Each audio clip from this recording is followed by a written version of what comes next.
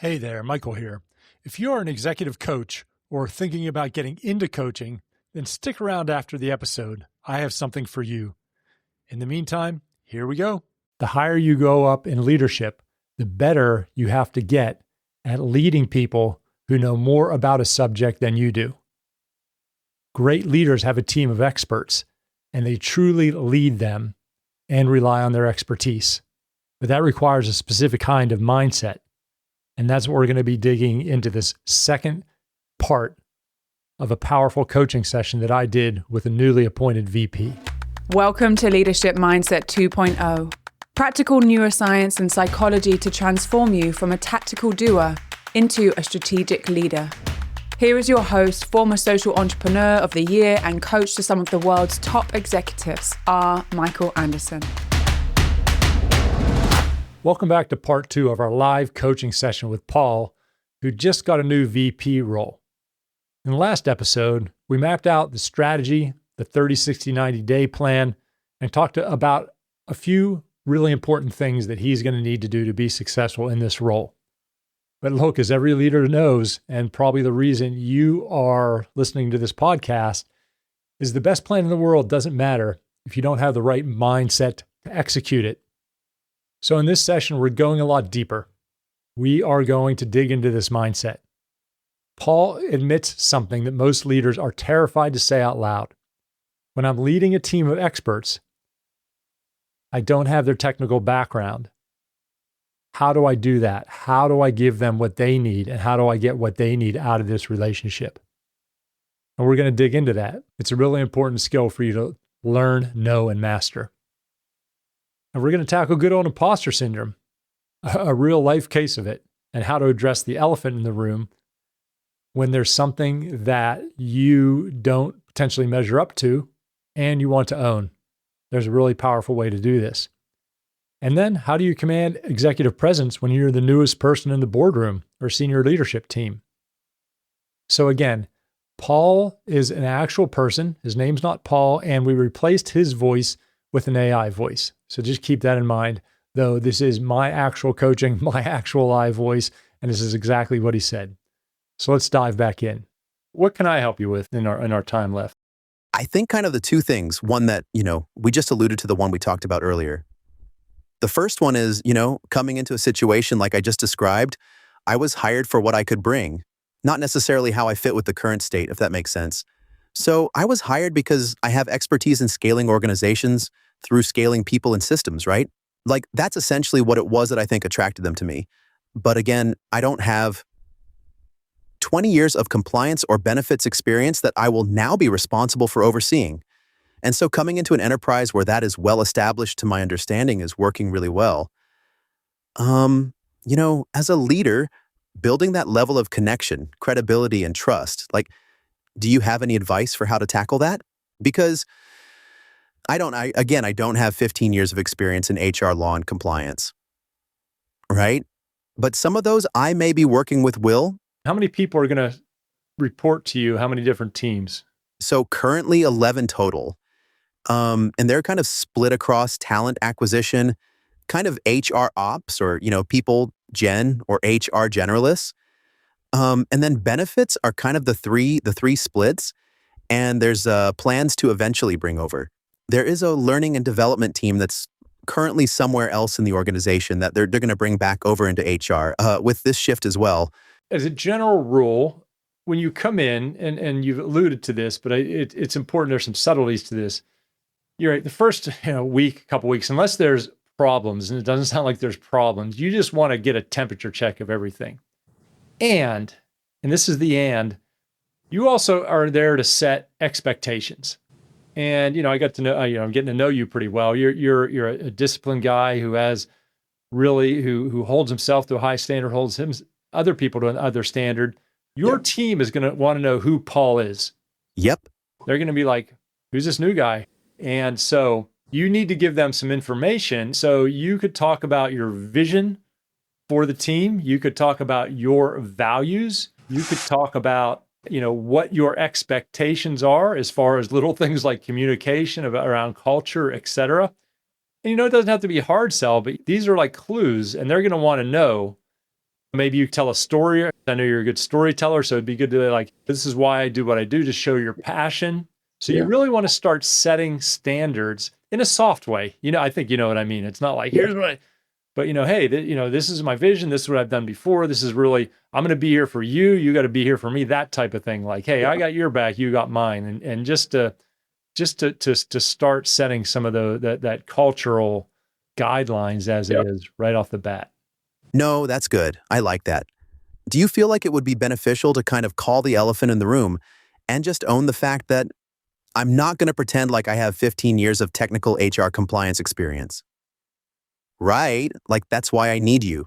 Like, that's exactly why you are here to do this job. I mean, do you think it's beneficial to call that elephant out in the room, or just to not even address it? You do it once. Your languaging is important. And so I would say, hey, I don't have a background in this. I'm going to rely on you for the technical ability. You can come to me if you have issues. If you're stuck somewhere, come to me. We'll figure it out together. And so that might be how I phrase it. It's also important as you get to know these people, still coach them as people, because some leaders, when they are in charge of something, maybe there's a CEO who's never been in charge of finance. So they're like, I don't know anything about finance. So they keep the person at arm's length. But Paul, you're a good enough coach that you can help them see their blind spots. So if they are in an area of benefits you don't know anything about, you still have that, with a weekly, every other week meeting with them. And you're like, what are you working on? Where do you feel stressed? You still make sure you're still coaching them, because you can add massive value. You can make a case, you can add more value when you don't know what they're doing, because then you're coaching them to be better leaders, better at their skills, all those different things. That's great. Thank you. What I got was communicate vision, values, expectations, things like communication, but then also don't lose sight of the storytelling. I know that's something we said at the beginning and just how critical that is. And I think it's a good callback to that. And just making sure there's 1,000 things in my mind, that's the honest truth about how I want to do this. But I can't let that cloud. Personal touch. And I think a large part of that personal touch is in that storytelling, owning my story, talking about how I got here, the good and the bad. Just making sure that they know who I am as an individual, and not just coming in as this face who's just doing this thing and they don't even know who I am. Right? So I think that's a really good call out. And I can definitely make sure that's a priority. But then I think the second, if you have any advice on I kind of walked through it was a rough outline for the first 90 days. In any business, there's pressure to produce, right? And I think, when you come into these roles, they hired you to do something, right? Whatever that is. And they want you to do that, ideally as quickly as possible, right? And I guess that comes to my question of, do you have any insights or advice around how to navigate, that acclimation to action transition of, coming into a new role, a new organization, being mindful of the fact that you don't know what you don't know. Don't come in just swinging, you got to get your bearings first. But also understanding that there is an expectation at a certain point. You turn that corner and you start to, again, add that value I talked about with that break-even point. If you're still listening in 90 days, you're probably missing somewhere, right? But if you're acting and making key decisions in 15 days, that's probably also a bad idea, right? So I think any advice or feedback you would have in kind of navigating that transition from acclimation to action, I would definitely appreciate. It sounds like you're thinking about this already, which is amazing. Normally, when I work with somebody for the first couple of weeks, you don't really know that much what's in the head of everybody. So, for the first week, just go. I'm sure you're going to have meetings with everybody. You're going to talk to everybody, which is, really normal. Your conversation with the EVP of ops and the CEO, you're going to be like, hey, do you have specifics that you want me to do in 30, 60, 90? If they don't, or even if they do, you might say, hey, I want to put something on the calendar with one or both of them and say, I have my proposed 30, 60, 90 that I want to give to you and get your validation on. Sometimes leaders will give that to you. If they don't, that really shows an initiative that you're bringing structure and strategy to the role. And you want to just basically go through it, and they're going to be like, oh yeah, move that over there. And then you're going to say, okay, well, I want to review this with you every 2 weeks or every, month. And so you're really showing up strategically and with some discipline and some consistency and some commitment type of things. And then they can't say, well, you didn't do this. I'm like, dude, we met every 2 weeks. You know exactly what I was doing, so it's a little bit cover your ass, but you need to do that because they need to communicate. Yeah. And don't be afraid to, Paul, you have good coaching skills that you can coach upward. So it's like, hey, CEO, what do you want me to do in the first 90 days? Oh, I just do. No. Say like, hey, I know your goals. Let's sit down, talk about your goals, the strategy goals. And there's always stuff in there. So don't be afraid to like dig into them a little bit. I want you to really set yourself up to be a strategic player with them. And that's bringing your coaching to some of those conversations. And I know you always do it in a positive way, but it's like, Right. hey, how can we really, and make sure you're always linking what you're doing to their strategic, using their terms. Hey, you said you wanted to double in 2 years. This is what we need to do, that type of thing. No, that's key. Yeah, and that's the thing too, is like, I don't know those things yet. That's why like the first 30 days is so focused on like, what words do we use? I mean, you say that, like, that's a big deal. If I start calling certain business aspects the same thing I called them in my last 4 years in my previous employer, that's a miss. So you got to I think that's one of the reasons this like gap period of 2 weeks I've had has been good. Because I've been kind of offloading a lot of that to come in with a blank slate just to receive, information and not have those muscle memories be as strong as they are now. They'll still pop up. I'm sure they will. But like, I think, just to be honest, Michael, I think just we don't realize how much subconsciously we're carrying around, and just our responsibilities and to-dos and, don't forget these things, and I think what's been great about these 2 weeks is I'm offloading a lot of that mentally to make space for receiving of new information. Right. And you can't. I mean, I'll be completely honest. My first plan was to quit my last job on a Friday, start the new one on a Monday. I'm really glad I didn't do that because that would have been a really bad idea. So I think this space has given me the bandwidth to do what you just said, of like clean slate, start from scratch, receive and understand to be able to make those key decisions and recommendations. Yes. And remember, you're coming in fresh. And so be really curious, and because you're going to uncover their blind spots, especially now. It's like, well, why are you doing it this way? Has anybody ever tried to do this? And, and then when you have that curiosity, don't even really bring anything up then, but when you bring your results or your 30, 60, 90 to your execs, then you're going to be like, hey, this is a potential gap. We can get a quick ROI here because you're really digging into stuff. 100%. No good feedback. Well, anything else? I think those are the big focal points. Well, let me ask this. Is there anything you feel like I may be missing or that I haven't brought up so far? Let me ask you this. If you were in an exec team meeting tomorrow, how would you feel? Fine. And I'll tell you why I say that. I'm very grateful for my previous role and the opportunities that provided me because I interfaced a lot with the executive team in my previous role. And, I think starting out, that's definitely a daunting proposition for anyone, right? And, understanding those individuals, it becomes key how they think.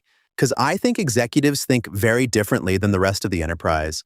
But I'm very, and I mean this sincerely, very, very grateful for the 4 years that I spent in my previous employer and the opportunities that were presented to me. Because the CEO of my last company emailed me pretty regularly, just ideas and thoughts, and she'd go to a conference or a webinar and she'd send me her notes, just, what do you think about this? Some we could think about proxy constantly at executive team meetings and, presented to the executive team on a regular basis. All that to say, immense amount of gratitude, because that experience, I think, builds a comfort in doing that and understanding how they think. Now, these are different people. I'm not trying to say it's one-to-one, but I think, just executive presence is something that you have to kind of build. You can't just, flip a switch and turn the thing on. I think it's more a matter of just getting the reps in and the comfort with it.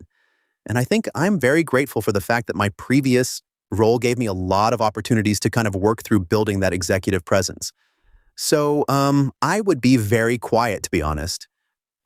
Initially, as I went into those executive meetings, if they happen tomorrow or next week when I start, I would be very, very quiet. And I think that is probably the most appropriate approach. But no, I wouldn't say anxious. I think more excited. If anything, to me, it just brings a level of responsibility and I feel that weight. Because, I think at the executive role or at the executive level, you have to have a healthy respect and appreciation for the weight that you carry on behalf of the people in the enterprise, right? And so I think if anything, that's the weight that I feel. It's not fear, anxiety. It's more of just the weight of responsibility, to execute at the highest level for the people of the enterprise, but also the enterprise at large. Yeah, I get that. And the only other thing that popped into my head is to potentially schedule like a half an hour or an hour each week, just to make sure, because you know how it is when you start a new role, it's great, but then a couple months in, you're just firefighting and being tactical is like a 1 month, or, I talk about a power hour, just maybe giving yourself a walk once every week, just making sure that everything you're doing has a strategic bent. Or should I be filling in this executive VP that what we're doing? Or should I haven't talked to the CEO in 3 weeks. Maybe I should just drop him a voice note or something, or remind yourself what the CEO's top 3 priorities are. So that when you see him in the hall, you can link what you're doing to that. Yeah, no, that's good, because I think one of the things I'm kind of also anticipating, kind of piggybacking on that, I think sometimes effective leadership is understanding they're not all good ideas are the right ideas to be doing right now. Right? And I think, when you run into these new opportunities, I could very well get bombarded with like, oh, we got to do this, and we want to do that. And this is the thing we've been thinking about, and we should try to do this. But I think to your point, you have to maintain that strategic focus in terms of prioritization and bandwidth. And, I'm still learning a team. They're still learning me. I understand there's things that we need to get done, but we can't do everything all at one time. Right? And so I think that's a great call out, to always have that built-in time to reset and reflect, and to make sure that I'm maintaining that strategic, high-level view of why we're doing the things that we're doing. Paul, I'm really excited for you, and I'm excited for this company because it sounds like they're getting the right person at the right time for this role. So I really feel you are going to be one of the keys to get them to their next level. That's very kind of you. Thank you, Michael. I appreciate you, man. Great. That was real. I really enjoyed that. Was that helpful? Yeah. It was awesome. I tell you this all the time. I can't tell you how much I appreciate your perspective, your insight. I think it's just always great to have these conversations with you, and I appreciate you pushing for this. That wraps up our 2-part series on starting a new role. And I just wanted to say thanks a lot for Paul for his participation. And look, whether you are a new VP like Paul, or you're taking on a new project, remember, you are hired for your leadership, not just your technical skills. And technical skills are less and less important the higher up the food chain you get. And you don't need to out-expert your team. You need to empower them and give them the playpen they need to have to be safe and to be the best expert they can. I mentioned this before. If you are starting a new role, I do have a 5-session package to help you work on your presence, your identity, your 30, 60, 90-day plan, how to really connect to your peers and potentially the CEO, the board chair, whoever you need to connect to. This is a really powerful time for you to invest in your leadership. Every so often, I get somebody who's starting a new position and they say, hey, let me get in there a month or 2 or 3 months, and then we'll talk about coaching. I'm like, no, don't do that, because then we have to undo all the hole that you dug yourself into. What I do is I work with you. We normally have 1 or 2 sessions before the first day so that you really come in with that presence. You have an idea of how you want to define the role. You have your identity rock solid. You can come in with that confidence. And then when we learn the couple personality types that you need to deal with, whether they're peers, other people on your senior leadership team, if you have a boss, your boss, if you are a CEO, the type of culture you're putting in, so that you are well equipped to be massively successful right from the get-go. Just drop me a note or go to rmichaelanderson.com/coaching and I'll tell you about it. And if you have something you'd like coached on and you want to be on the podcast, drop me a note. We can do a coaching session like we did with Paul. We can replace your name and put the AI voice over you if that's something you want to explore, because it really helps a lot of people out. Okay, this is Michael, and just remember, whether you're starting a new job or starting a new project or whatever, leadership is tough. And that's why I'm here, to really support you and get your back. And also to tell you, be kind to yourself, dear leader. I know you take on a lot of responsibility, so always remember, give yourself a break. No matter what comes up, you got this.